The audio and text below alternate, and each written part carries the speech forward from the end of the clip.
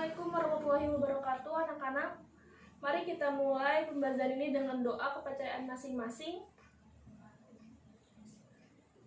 Selesai. Bagaimana kabarnya hari ini, anak-anak? Semoga sehat dan dilindungi oleh Allah Subhanahu wa Ta'ala. Baik, saya akan absen terlebih dahulu. Aurel,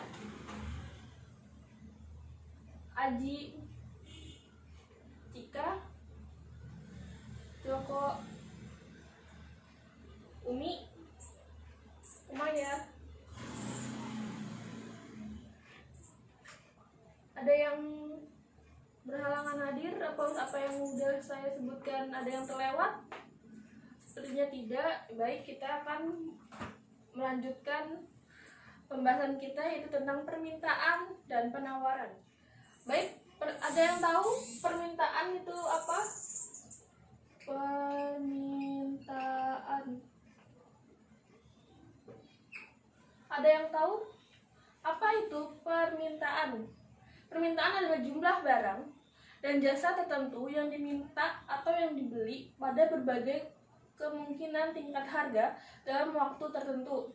Misalnya, menurut daftarnya satu gurame di harga 50.000, Yusuf akan membeli 10 kilo. Namun ketika harga naik menjadi 60.000, Yusuf hanya membeli 5 kilo. Kenapa? Karena Yusuf hanya mempunyai uang yang cukup untuk 10 kilo harga 50.000. Dibanding, karena dia tidak tahu harga pasar akan naik, maka Yusuf membeli hanya 5 kilo. Karena maka berkurangnya permintaan untuk membeli gurame tersebut. Yang kedua, permintaan itu digolongkan menjadi dua. Ada permintaan digolongkan menjadi dua, yaitu daya beli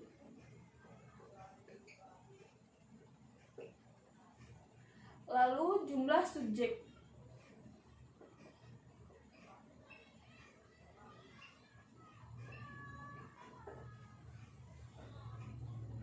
Daya beli ini juga dibagi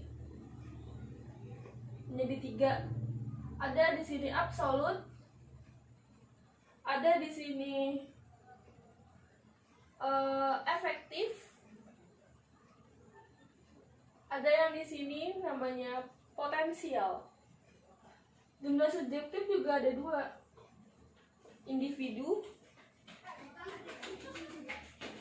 dan permintaan kolektif atau permintaan pasar. Kita bahas satu-satu. Maaf, bisa saya hapus. Ada yang sudah mencatat? Ini saya hapus.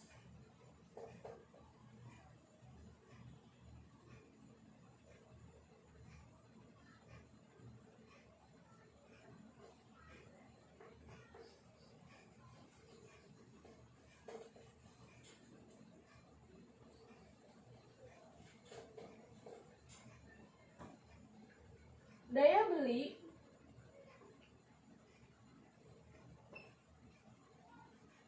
tadi terbagi menjadi 3. Ada yang bernama absolut. Apa itu absolut? Absolut adalah permintaan yang tidak dapat didukung oleh daya beli, tapi lebih merupakan angan-angan. Misalnya, kamu Aji, kamu itu misalnya membeli sepatu, tetapi kamu tidak mempunyai uang. Maka karena kamu tidak mempunyai cukup uang, maka kamu tidak ingin membelinya, karena hanya mungkin lebih ke ingin membeli sesuatu, tapi tidak bisa karena tidak ada uang untuk membeli barang tersebut. Baik, yang kedua ada potensial.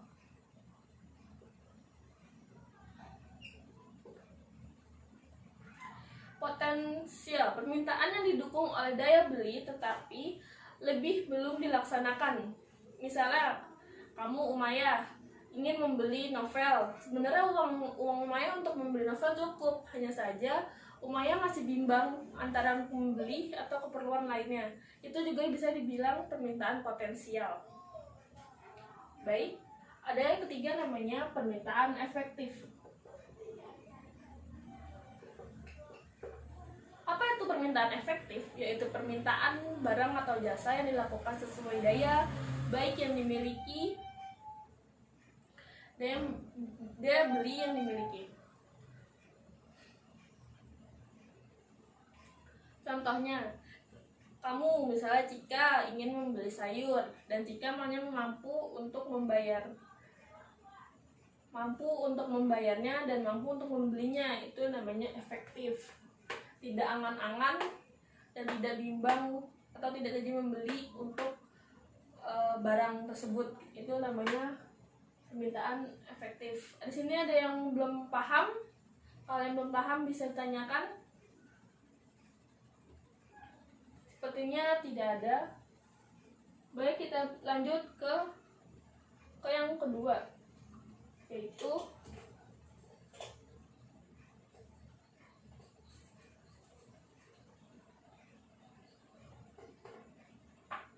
jumlah pendukung. Jumlah pendukung di sini adalah ada dua juga. Ada pendapatan individu, ada permintaan kolektif.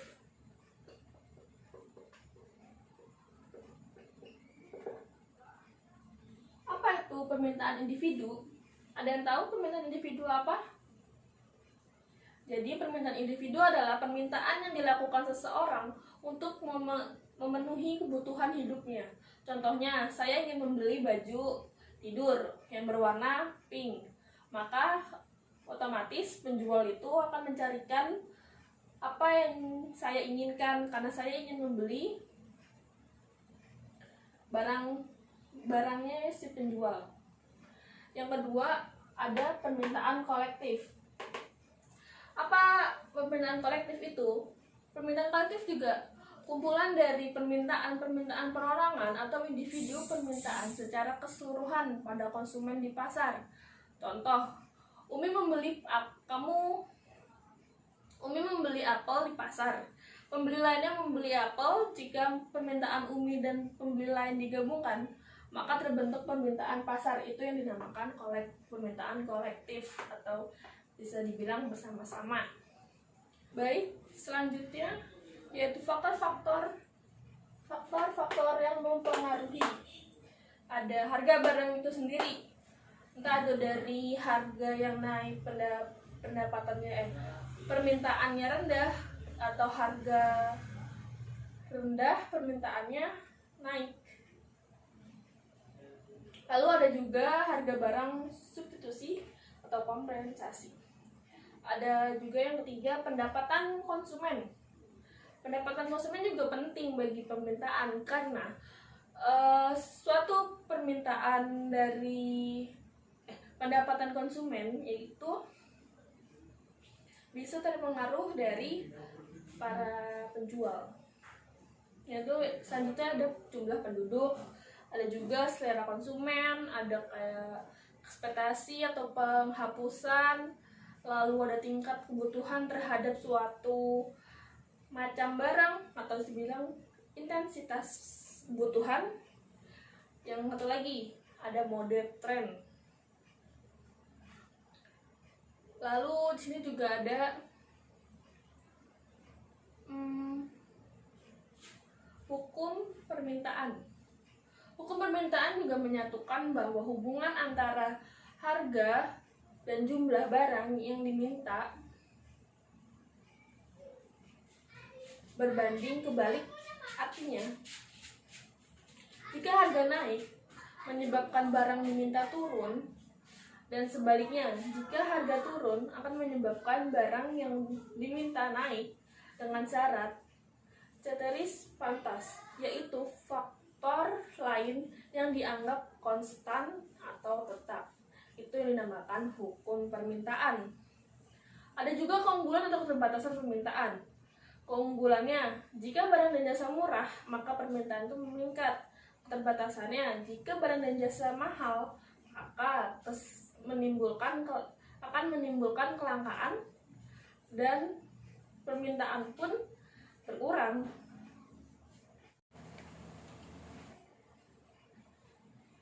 Satu, dua, tiga. Oke. Sekarang ada yang masih belum mengerti tentang permintaan. Jika ada yang belum mengerti apa tadi saya jelaskan, bisa tunjuk tangan. Sepertinya tidak ada. Baik, saya akan melanjutkan penawaran. Ada yang tahu tentang penawaran? Iya, kamu? Ada yang tahu? Benar. Penawaran itu adalah jumlah barang atau jasa yang tersedia untuk dijual pada berbagai tingkat harga dalam waktu tertentu dan keadaan tertentu. Misal, kita di pasar kan suka menawar-menawar. Itu yang dinamakan kayak misalnya ya, pembeli dan penjual dengan misalnya menurut pembeli barang itu kemahalan, jadi dia bisa menurunkan harga barang tersebut tetapi tidak merugikan penjual tersebut. Itu yang dinamakan penawaran. Penawaran juga menjadi dua, yaitu ada individu dan kolektif. Individu ada penawaran yang datang dari seseorang produsen, terus kolektif juga ada penawaran yang datang dari beberapa penjual. Individu mungkin kayak tadi saya bilang contohnya, dari penjual ke pembeli, dan kalau kolektif itu mungkin dari penjual ke agen, kayak misalnya dari petani, dari apa tuh bisa untuk tawar menawar di sana. Selanjutnya adalah faktor yang mempengaruhi penawaran. Faktornya itu adalah ada harga barang itu sendiri, ada harga barang lain, ada harga input, tingkat teknologi, keuntungan, adanya tingkat persaingan, adanya harapan masa depan. Itu yang dinamakan faktor dari mempengaruhi penawaran. Hukum penawaran juga ada, yaitu menurut hukum penawaran terdapat korelasi antara harga dan jumlah barang yang ditawarkan. Korelasi tersebut dinyatakan hukum penawaran, artinya semakin tinggi harga barang, semakin tinggi pula jumlah yang ditawarkan. Sampai di situ ada yang belum paham? Baik, sepertinya sudah paham semua.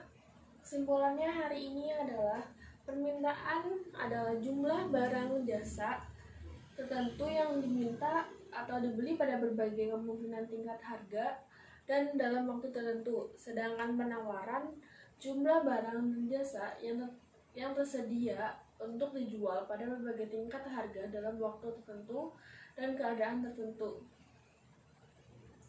Dan permintaan penawaran pun sering terjadi karena kita sebagai pelaku sosial pasti akan menemukan permintaan dan penawaran itu di berbagai tempat, misal mall, pasar, terus apapun yang berhubungan dengan jual dan beli itu pasti ada permintaan dan ada penawaran. Mungkin sekian dari saya materi hari ini. Jika ada salah atau kurang jelas pengucapannya, mohon maaf. Wabillahi taufiq wal hidayah. Wassalamualaikum warahmatullahi wabarakatuh.